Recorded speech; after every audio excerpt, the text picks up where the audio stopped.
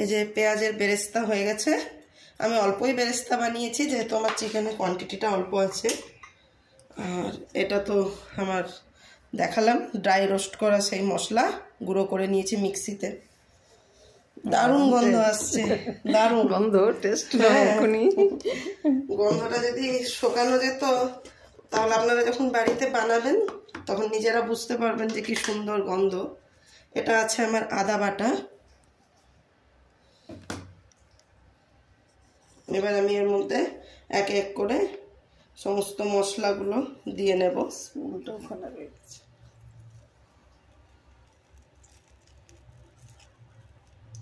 এই যে এতটা মশলা আমি এখন দিলাম, আবার উল্টো পিঠে আবার মাখবো মশলা।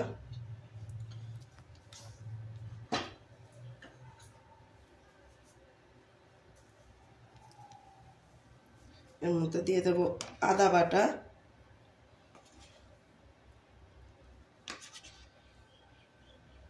আদা বাটাটা আমি এই ছোট চামচের 3 চামচ মতো দিলাম, যদিও আমার এই জলীয় অংশটা বেশি, তাই আপনাদের যদি আদার পেস্ট বেশি থিক থাকে তাহলে এইরকম কোয়ান্টিটির মাংসতে 2 চামচ দিলেও হবে। মিশিয়ে নিচ্ছি টক দই। এরপরে দিয়ে দেব পেঁয়াজ বেরেস্তা, লবণ, সমস্ত কিছু দিয়ে মাংসটা ম্যারিনেট করে আমি রেখে দেব। রসুন বাটাও দেব।